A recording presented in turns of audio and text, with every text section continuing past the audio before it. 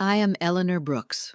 I am 70 years old, and I live in a quiet neighborhood on the north side of Phoenix, where the mornings are dry and bright, and the air smells faintly of dust and citrus trees. This is not the life I imagined when I was young, but it is a life I built carefully, patiently, and mostly in silence. For 34 years, I worked as a financial records supervisor at a university research library. It was not a glamorous job. No corner office, no applause. But it was honest work that required precision, discipline, and discretion. I was trusted with numbers that mattered, with systems that could not afford mistakes. I learned early that stability is not created by big risks, but by thousands of small, correct decisions made over time. My husband, Raymond, understood that. He was a civil engineer who believed in foundations more than facades. We bought our house during a market downturn, fixed it slowly, paid off the mortgage early, and never lived beyond our means. When Raymond died suddenly from a stroke 8 years ago, I did not fall apart. I grieved quietly. I organized the paperwork. I kept going. That was how we had always survived. Our son, Caleb, was 28 when his father passed. He had already moved on with his own life by then, married, a child on the way, ambitious, restless. I told myself that was normal, that distance was part of adulthood. I was proud of him, or at least I thought I was. From the outside, my life looked simple. I woke early. I walked every morning before the heat settled in. I cooked for myself. I read. I volunteered twice a week at a literacy center. I managed my finances meticulously, just as I always had. I was not wealthy, but I was secure, comfortable, independent. Caleb called once or twice a week, sometimes to check in, sometimes to ask questions that felt practical on the surface. How are your accounts set up, Mom? Do you have things organized in case something happens? Have you thought about simplifying things as you get older? I assumed it was concern. That was the word I used to describe it, concern. When he and his wife Marissa visited, they commented on how well I looked for my age, how impressive it was that I still lived alone, how quiet the house felt. Those comments stayed with me longer than they should have, but I brushed them aside. I did not want to be the kind of mother who imagined insults where none were intended. I believed my son was a good man.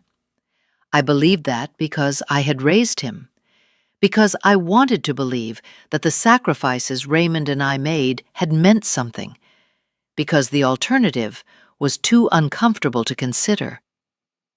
At 70, you learn to value peace. You do not go looking for storms. You assume that if trouble were coming, you would feel it in advance. I did not.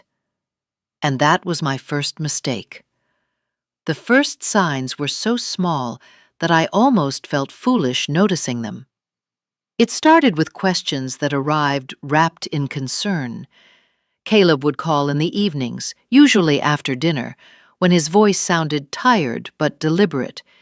He asked about my expenses, whether the house needed repairs, if I had considered consolidating accounts to make things easier later. He said later, often, casually, as if it were a distant concept and not something he was already planning for. Then came the requests. The first one was modest. Caleb said they were short that month because of an unexpected school expense for their son. I transferred the money without hesitation. That was what mothers did. A few months later, it was a temporary gap between contracts. Then, a medical deductible that insurance had not fully covered. Each time, the amount increased slightly, never enough to alarm me, never framed as a loan, always as a bridge. I kept records out of habit, not suspicion. Dates, amounts, notes written in the margins of my ledger. Family support, emergency help, short term. Marissa began calling more often too. Her voice was warm, almost rehearsed in its gentleness. She asked how my blood pressure was, whether I was sleeping well, if the heat was too much for me. She suggested that Phoenix summers could be dangerous for someone my age. Maybe it would be safer to consider assisted living in the future. Somewhere nice, somewhere managed. I laughed it off. I walked 3 miles every morning and handled my own yard work. But the suggestion lingered, like a faint odor you cannot identify, but cannot ignore. One afternoon, I came home earlier than expected from the grocery store. As I opened the door, I heard Caleb's voice from the kitchen. He had a key from years ago, when Raymond was still alive and emergencies felt hypothetical. He was on the phone. I stood still, groceries in my hands, listening without meaning to. "She's fine now," he said, "but we need to plan ahead. She's stubborn, won't listen unless things are already in motion." There was a pause. Then he continued, lower this time. "No, she doesn't know. She trusts me." My heart began to pound, not with fear, but with confusion. I stepped inside, letting the door close loudly. Caleb turned, startled, his phone already pressed back to his ear. He smiled too quickly. I did not ask who he was talking to. I did not ask what he meant. I told myself I had misheard, that context would make it harmless, that love does not assume the worst. But that night, I pulled out my records and reviewed them slowly. The amounts were no longer small. Over 4 years, I had given them more than $40,000. Some of it explained, some of it not. None of it ever repaid. I slept poorly for the first time in years. Still, I said nothing. Because when you love someone, you wait for proof before you allow doubt to become truth. I just did not realize how close that proof already was. The message arrived on an ordinary morning. I was standing in my kitchen, waiting for the kettle to boil, sunlight cutting across the countertop in clean, sharp lines. Phoenix mornings are like that, bright, honest, unforgiving. My phone vibrated once on the table. Caleb's name appeared on the screen. I smiled before I read it. I assumed it would be a photo of my grandson, or a reminder about dinner plans. Something normal, something that fit the version of my life I had been clinging to. Instead, the words on the screen felt like a hand closing around my throat. "Don't expect me to take care of you in old age. I have my own life and family." That was all. No greeting, no explanation, no argument that might have justified such cruelty. Just a statement, clean, final. As if he had been waiting for the right moment to say it, and had finally decided there was no reason to soften the blow. I read it again and again. The kettle screamed, shrill and impatient. I turned it off and sat down at the table, my hands wrapped around my phone as if it might explain itself if I held it tightly enough. Had I said something wrong? Asked for too much? Made him feel trapped? I scrolled back through our recent messages, searching for a trigger. There was none. 3 days earlier, we had eaten dinner together. He had hugged me goodbye, told me to rest, told me he loved me. I realized then that the message had not been written in anger. It had been written in honesty. The clarity of that realization hurt more than the words themselves. I did not cry, not at first. I felt something colder settle in my chest, a stillness, the kind that arrives when your mind stops trying to negotiate reality and finally accepts it. I thought of Raymond, of the night years ago when we sat at this same table reviewing our finances. He had looked at me and said, "If the day ever comes when someone treats you like a burden, promise me you will not beg them to stay." I had promised. I typed 2 letters. Okay. I stared at the screen for a long moment before pressing send. Once it was gone, there was no taking it back, no clarifying, no softening, just a line drawn quietly, without drama. My phone remained silent. I finished my tea. I went for my walk. I waved at my neighbor. I lived the rest of that day as if nothing had happened. But something had. That message stripped away every illusion I had been protecting. It told me exactly how my son saw me. Not as a mother, not as family, but as a future obligation he was already rejecting. And if he did not want the responsibility of caring for me, then he would not receive the reward he had been quietly expecting either. That afternoon, I made one phone call. I asked for an appointment with a lawyer. And for the first time since Raymond died, I felt absolutely certain about the path ahead. The lawyer's office sat in a low sandstone building on the edge of downtown, far from the neighborhoods where my son and his friends did business. I chose it deliberately. I wanted distance. I wanted neutrality.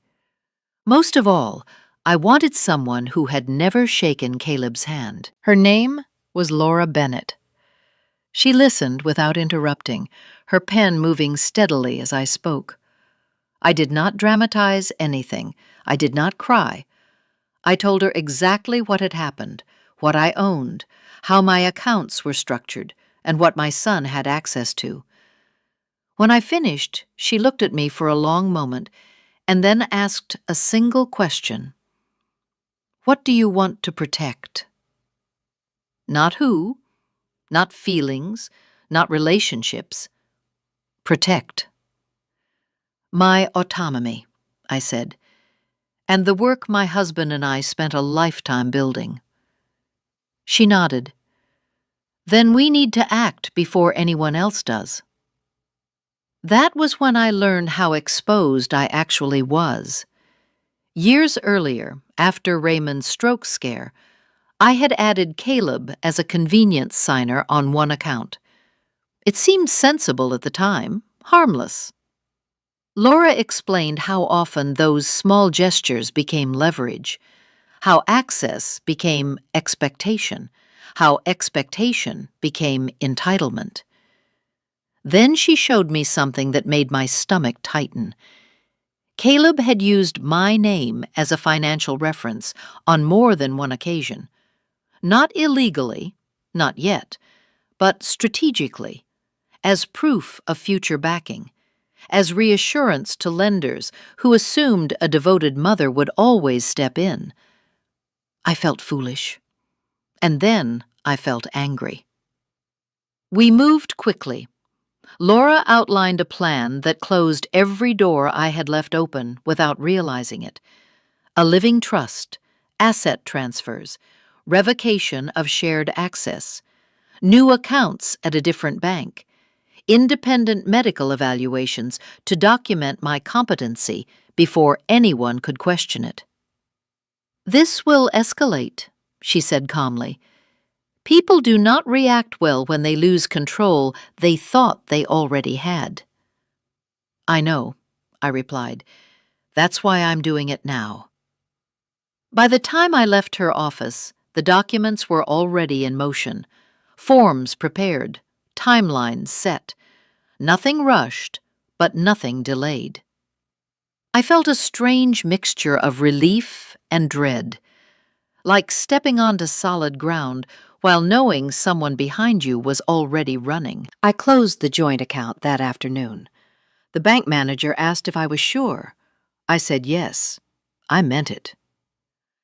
That evening, I sat alone at my kitchen table and signed my name again and again. Not as a mother, not as a widow, but as an individual reclaiming authority over her own life. I knew Caleb would notice. I knew he would not understand this as self-protection. He would see it as betrayal. And I also knew that when he did, he would come for me. The only question left was how far he was willing to go. He came 3 days later. I was in the backyard trimming the desert sage when I heard the car pull up too fast. Tires scraped against the curb. A door slammed hard enough to rattle the windows. I did not have to look to know who it was. My body recognized the rhythm before my mind caught up. Caleb did not knock. He pushed through the side gate like someone who believed the space already belonged to him. His face was flushed, his jaw tight, his movements sharp with barely contained fury. "What did you do?" he demanded. I set my shears down carefully, slowly, deliberately. I turned to face him. "Lower your voice," I said. "The neighbors can hear you." "I don't care about the neighbors," he snapped. "I just spent an hour on the phone with a bank. My access is gone. Your accounts are gone. You didn't even tell me." "That's correct." He stared at me as if I had spoken a foreign language. "You can't just do this behind my back." "I didn't," I replied evenly. "I did it in front of my lawyer." For a moment he said nothing. Then he laughed, a short, incredulous sound that held no humor. "This is ridiculous," he said. "You're overreacting. You always do this when you get emotional." I felt something shift inside me, a door closing quietly. "I am not emotional," I said. "I am responding." "To what?" he demanded. "To one text message?" "Yes," I said. "To one honest text message." His eyes darkened.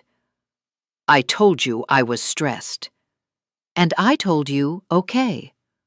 That wasn't an answer. It was the only one that mattered. He stepped closer, invading my space, his voice dropping. "That money isn't just yours. Dad worked for it. He would want it to help his family." "He did help his family," I said, "for decades. And now he is gone. What remains is mine." "You're being selfish," he said. "You're hoarding it. You don't even need most of it." There it was. Not concern, not love. Calculation. I met his gaze. "You're right. I don't need it, which is exactly why I get to decide where it goes." His expression changed then. Anger gave way to panic. "You're making a mistake," he said. "If you lock things up, I won't be able to help you when you really need it." I almost laughed. "You already told me you wouldn't," I said quietly. "I believed you." His hands curled into fists. "I'm your son. You can't just cut me out." "I didn't cut you out," I replied. "You stepped away." He shook his head, breathing hard. "This isn't over." "I know," I said, "but it is over here." I picked up my shears and turned back to my work. When I looked up again, he was gone. That night, I locked every door, not because I was afraid of him, but because I finally understood who he was willing to become. The silence that followed was worse than the shouting. For 2 days, Caleb did not call. No messages, no apologies, no explanations. I knew better than to mistake that for acceptance. Silence was his way of recalibrating, of deciding which move would give him the upper hand. On the third day, Marissa called. Her voice was soft, almost tender, as if she were speaking to a frightened child. She asked how I was feeling, whether the heat was bothering me, if I had been sleeping well. She said she and Caleb were worried. She said they just wanted to make sure I was safe. I thanked her and told her I was fine. That was when the tone shifted. She mentioned, casually, that people my age were sometimes taken advantage of, that stress could cause confusion, that sudden legal changes might look concerning to outsiders, doctors, for example, or judges. I hung up without responding. That evening, Laura called me. Her voice was calm, but direct. They contacted my office, she said. They asked whether I was representing you because you were confused or pressured. My chest tightened. And what did you say? That you sought me out independently, that you were fully informed, and that any further contact should go through me. There was a pause. Eleanor, she added, I need you to be prepared. This is the phase where people stop asking and start accusing. She was right. The next morning, a certified letter arrived. It was not from a court, not yet. It was from a firm I did not recognize, requesting information about my medical history and suggesting a capacity review would be in everyone's best interest. I sat at my table and read it twice. My hands were steady, but my stomach churned. They were laying the groundwork. That night I could not sleep. Every sound outside felt louder than it should have. I replayed memories I had ignored for years, conversations that now sounded rehearsed, questions that were never really about my well-being. Just before dawn, I remembered something. Years ago, after Raymond died, Caleb had insisted on helping organize my files. At the time, I had been grateful. Grief makes you reach for familiar hands. I went to the hall closet and pulled out the old storage box where I kept records I rarely touched anymore. At the bottom, beneath tax documents and insurance policies, was a thin folder I did not remember creating. Inside were copies of emails. Emails between Caleb and a legal consultant dated years back, long before the text message, long before the arguments. He had asked about options when parents refused to cooperate, about timelines, about control. One sentence made my blood run cold. What if she becomes difficult? I sat on the floor, the sunrise spilling across the hallway, and felt something break cleanly inside me. This was not fear. It was clarity. I scanned every document, saved them securely, and sent copies to Laura before the day fully began. By noon, she called back. "This changes everything," she said. "They were planning this long before you pushed back."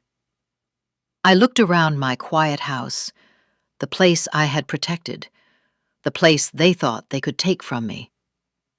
"Then I won't just defend myself," I said. "I'll be ready." And for the first time since this began, I was no longer reacting. I was preparing to end it. The courtroom was colder than I expected, not just the temperature, but the atmosphere. The kind of cold that strips emotion away and leaves only facts behind. I arrived early, dressed simply, my hair neat, my posture straight. Laura sat beside me, calm and prepared, a thick folder resting on the table between us. Caleb arrived 10 minutes later with Marissa and their attorney. He did not look at me, not once. Marissa did, briefly, her eyes sharp, measuring, as if she were still calculating whether I might fold at the last moment. I did not. Their attorney began by painting a familiar picture, an aging widow, recent emotional distress, sudden financial decisions, a son concerned for his mother's well-being. He spoke smoothly, confidently, as if concern alone were evidence. When it was Laura's turn, she stood and did something unexpected. She said very little. She introduced the independent medical evaluation first. The physician testified clearly and without hesitation. Cognitive function intact. Memory above average for age. No signs of confusion, impairment, or undue influence. I answered questions calmly, accurately, without contradiction. Then Laura presented the documents, the financial records, the timeline, the closed accounts, the trust filings, each step documented, witnessed, and initiated by me alone. No pressure, no urgency, no irregularity. Caleb's attorney shifted in his seat. And then Laura introduced the emails. The room changed. The consultant's name appeared on the screen. The dates. The questions Caleb had asked years earlier. Hypothetical, he had called them. Preparatory. Strategic. He had not been reacting to my decisions. He had been waiting for resistance. The judge leaned forward. "Mr. Brooks," she said, looking directly at my son, "did you send these messages?"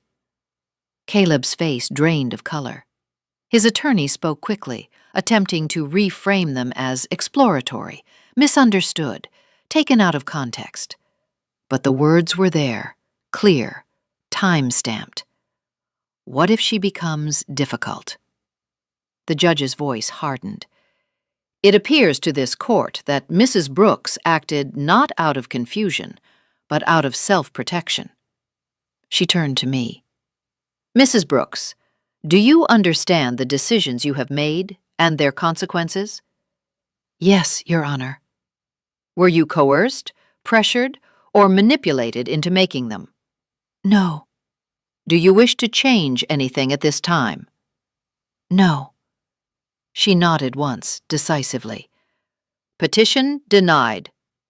The gavel struck the wood with a sound that echoed longer than it should have. As we stood to leave, Caleb finally looked at me. His eyes were not angry anymore. They were empty. Something in him had collapsed under the weight of being seen. In the hallway, he stepped toward me, his voice low. "You didn't have to destroy me." I met his gaze, steady and unflinching. "I didn't destroy you," I said.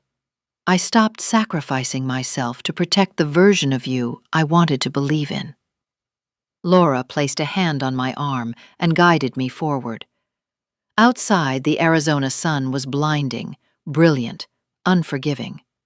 And for the first time in months, I felt lighter walking into it, because the truth was no longer buried, and I was finally free to move forward. The weeks after the hearing were quiet. Not the uneasy quiet that waits for the next blow, but the kind that settles after a storm has passed and taken its noise with it. I returned to my routines: morning walks before the heat, tea by the window, books stacked neatly on the table. For the first time in a long while, my thoughts were my own. I finalized the last transfers with Laura. The trust was complete.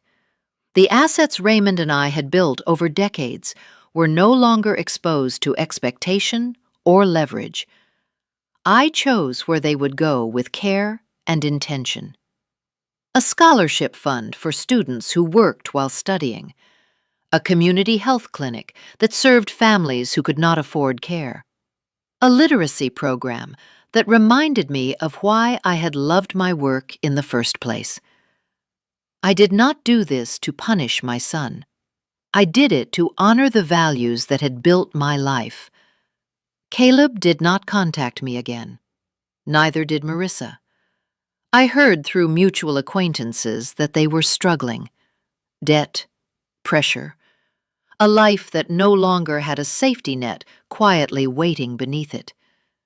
I felt no satisfaction in that knowledge, only sadness. Not for the money, for the years we would never get back. Grief does not disappear when you win. It changes shape. I missed the son I thought I had raised. I mourned the future I once imagined.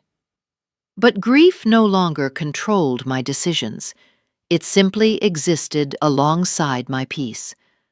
I filled my days with people who met me as an equal, friends who listened without agenda, neighbors who knocked just to check in. I joined a local art class and surprised myself by enjoying it. I volunteered more. I laughed more. I slept through the night. One evening, as the sun dipped low and the desert cooled, I sat on my porch and realized something quietly profound. I was not lonely. I was free. That text message, the one that had shattered my illusion, had given me something I did not know I needed: permission to choose myself, permission to stop confusing obligation with love, permission to build a legacy rooted in dignity rather than guilt. If Caleb ever comes to me with true accountability, not excuses, not demands, my door will be open to conversation, not to money, not to control, only to respect. Until then, my life is full. And that is the ending I chose. 5 core lessons from this story. 1. Love does not require self-sacrifice without limits. Loving someone should never mean erasing yourself. When love demands silence, obedience, or surrender of dignity, it stops being love and becomes control. 2. Boundaries are not cruelty, they are clarity. Setting boundaries is not punishment. It is a clear statement of what you will and will not accept. Boundaries protect healthy relationships and expose unhealthy ones. 3. Family without respect becomes entitlement. Blood alone does not justify access to your life, your money, or your future. When respect disappears, even family ties must be reevaluated. 4. Silence can be strength when it is chosen consciously. You do not owe explanations to people who have already decided to misunderstand you. Sometimes the strongest response is calm, firm action. 5. Your legacy is defined by your values, not by who inherits your money. What truly lasts is not wealth passed down to the entitled, but impact created through intention, integrity, and purpose. Thank you for staying with me until the end of this story. If this story resonated with you, please like and share this video with someone who may need to hear it. Now I want to hear from you. What lesson did you take from this story? And which city are you watching from? Your comments matter. Your voice matters.